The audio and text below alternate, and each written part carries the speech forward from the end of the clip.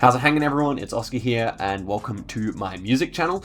Today, I'm going to be looking at Lucky's albums and rating them in a tier list. Lucky is my favorite rapper, so we've only got A tier and S tier here. We don't really need anything in the B tier or C tier, I can assure you. I've chosen all the albums 2016 and after, and that's because I think that's the stuff I've listened to the most, and I think the early albums are really good, but I think I can only really give a proper opinion about these ones here. So yeah, starting with Son of Sam, and then going all the way to Flawless Like Me, which at the time of recording is the most recent Lucky album. So we first off here have Son of Sam, which is a really dark project, and I'm going to talk more about this later on, but I feel like the best Lucky albums are often the most cohesive ones, not necessarily ones with the best like singles or something like that. I think Son of Sam's a good example of that. Now, you may not have ever listened to this because it's not on streaming. Go check it out on YouTube. But yeah, Son of Sam I think is kind of like an A tier.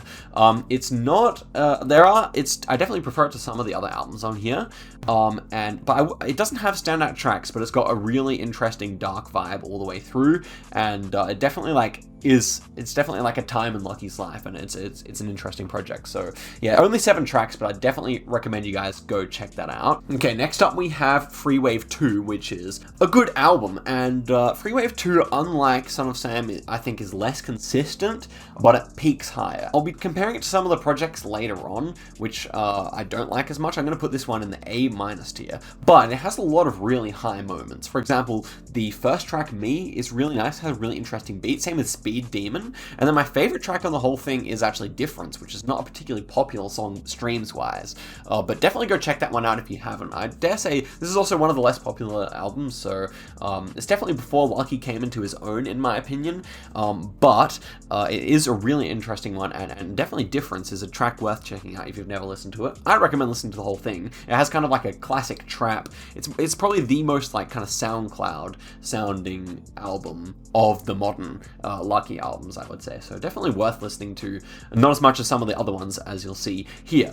But now we move on to what is perhaps, and you may not have expected this from what I said about Free Wave 2, but this is actually my favorite album of all time, is Watch My Back by Lucky. And this one has to go in the S tier for me, obviously, if it's my favorite album of all time. This album is just completely, it's basically perfect front to back. There's not a single track I don't like.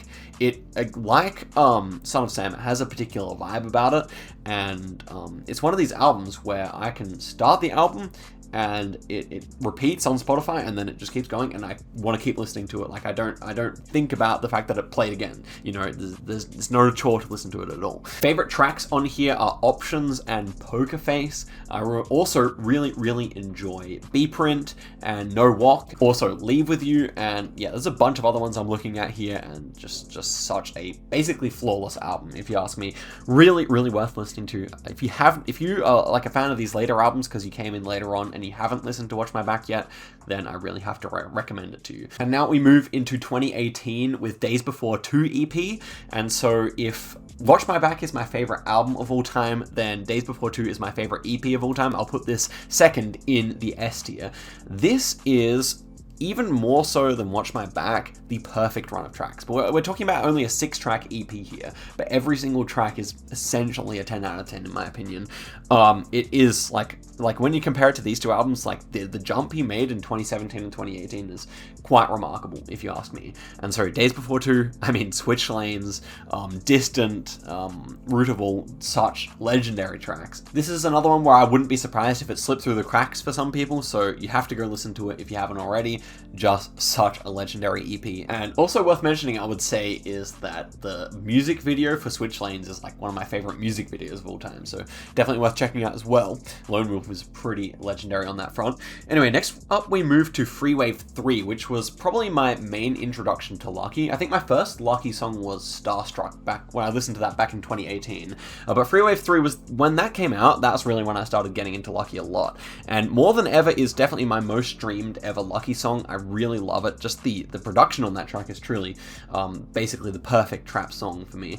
I would say it's really at a similar level to Watch My Back and Days Before 2. However, it does have a track which I consider weak, which these other two albums don't. So that is All In, which is the one produced by Earl Sweatshirt. I don't really feel like it fits that well on the album. It kind of has more of an old school Lucky vibe about it, and it is a good track in its own right, don't get me wrong. I actually do quite like the track, but it's just not on the same level as the other ones, if you ask me. Also, I would say that some of these songs don't have the same repeat value as the other two projects here. The examples I would give here are like Politics and Peach Dream, which are both singles off the album, and they are really nice sounding tracks, and I do love them. But I just don't think they kind of like have like a sweet sound, which isn't as replayable, just at least in my opinion. So I'll put Freewave 3 in S-. If you took away All In, I would still say it was probably an S track. I would probably move it up, but given that that track's in there, I have to put it in S-. Still such a good track. Now moving on to Days Before 3, and I know for some people Days Before 3 is the favorite album for Lucky, and don't get me wrong, it is a really, really nice album. It is interesting in the sense that I don't think it has any really high peaks. So on Freewave 3, 2012 Summer, More Than Ever, Believe the Hype, Out My Way, they're all like really top tier tracks, and there are so many that I can go back to and I know the name and I go back to repeat them. Days Before 3 is more in the vein of Watch My Back, where the whole thing fits pretty seamlessly together, but I just don't think it's as nice of a project overall. The production's not as good, and this is starting the point at which Lucky's kind of nasally voice starts. I think particularly on these last three albums, as Lucky has got fat off the lean, he started to like have more of a nasally and less pleasant voice than back when he made these projects. So I would probably put Days Before 3 in the A+ tier. Definitely an A+ album. I mean, hey, it's like a solid like 9+ out of 10 album, but it's just not. It's not on the same level as the other three albums I've talked about so far, which are all three probably in my top 5 projects of all time, or top 10 at least. So yeah, I think we can safely put it there. My favorite track on here is, what's it called now? My favorite track on here is Left for Dead, which I don't think is even one of the more popular tracks on the whole album. And then I have, there's a bunch more that I like. I really like Way Too Rare, the one with 16-year-old production on there. It's a nice one. Yeah, I mean, like, there's a lot of nice tracks. One thing I would say is that, especially, it kind of starts weaker, which is funny, because, like, a lot of the most streamed songs on there are the starting tracks, but not really as much, not really into them as much. There's not enough nice melodies on the beats in this album, I think, and a lot of times they're kind of drowned out by the hi-hats. There's really loud hi-hats all throughout the album, which, I mean, can sound good depending on the environment you're in, but sometimes they're a bit grating as well, I think. Okay, so next up we have Almost There, which is one of these albums similar to Freewave 2 that has really high highs and really low lows, in my opinion. It is, like, by Lucky standards anyway, and it is a really nice album, a good one, obviously, but it was definitely a disappointment after Days Before 3 and Freewave 3. So, one thing I would say about this album, it has probably the worst song out of any of them on this whole list, and for me, that is Runnin' With. I just find that it sounds like the label just wanted him to make something like more pop rap sounding, or I don't know, I just do not like the production on that track really at all. It's definitely a skip for me. I definitely prefer to listen to All In than that, I reckon. And yeah, I mean, some of my favorite tracks on here, Tarantino, Nego, I think those two are really stand out. Tune and Scotty is also really nice, kind of an underrated song, even though it was a single off the album. I think a lot of people kind of don't really discuss that in top Lucky songs, and it is just definitely very nice. Yeah, I mean, then, like, most of the other tracks are at least decent or nice, and I just don't think it's as cohesive as a project, and also then we start to get that more of an annoying nasally voice that is present on more of the modern Lucky projects. Don't get me wrong, great album. I should go back and listen to it more, to be honest. Have put 1,000+ plays into these ones easily. This one, not as much. So, but definitely A tier. I think it's better than Son of Sam, because it peaks higher, but it is less cohesive. So you have to give that to some of the older ones, which I think had a more defined sound. Now, I would say, in opposition to Almost There, Wake Up Lucky actually is a pretty cohesive project, and I guess you get that from having a single producer. Now, as I mentioned before on Watch My Back, Options, which is produced by Filthy, is actually my favorite song. One of my favorite songs of all time, my favorite song on Watch My Back, and, you know, so I was going into this album very hyped, expecting to love it, and to be honest, I just don't love it. It is a good album, and in fact, each of the tracks I think has redeeming features. Each of the tracks is quite nice, but as an album, I just don't find it that interesting. Even though it is cohesive, even though, you know, a lot of the right elements are there, yeah, it's just not on the same level as a lot of these other albums. I would still put it above Free Wave 2, because that one is a little bit more patchy, but yeah, it's just not as nice of an album. Yeah, a lot of the tracks got lots of streams, so I was happy for Lucky for that reason.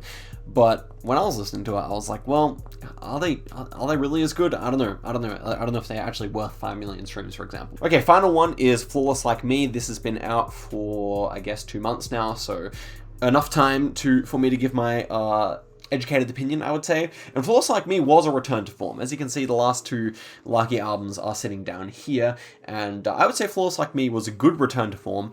I think while Lucky's voice is like it is, and he's a little less healthy or something, that he can't really make another S tier album, it would have to be crazy. But leading up to Flawless Like Me, I loved all the singles. I was like, okay, this is more what we're talking about. After Wake Up Lucky, I was less impressed.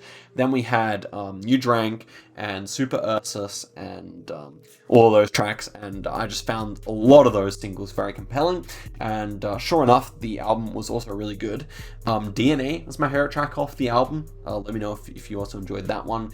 Then I would also say that Capital Denim with Future did not disappoint at all, and there are a bunch of other nice tracks, a lot of nice production. It is a little bloated, a little bit too long for my liking, but I just selected a lot of the songs that I like and kind of just more listen to those than the whole project itself. But yeah, it is cohesive. It is nice. I wish there wasn't like the audio samples at the end of a lot of the tracks, but it's a great album. So I'm putting it I'm debating which side of Days Before 3 to put it. I think I would put it after Days Before 3, but definitely it is a significant jump above, almost there on Summer Sam, I would say. So that is my final tier list here. Let me know what you guys think of this tier list. Do you agree and whatnot? I would be happy if this video gets any form of a good response to then look at kind of the smaller EPs and also the singles and kind of rate them. And then also I plan to do like Blade and Playboy Cardi and Kanye and all of that. So if you are down for that, stay tuned. I can also, I have other ideas. So yeah, hopefully you guys enjoyed it. I'll see you guys in a video soon.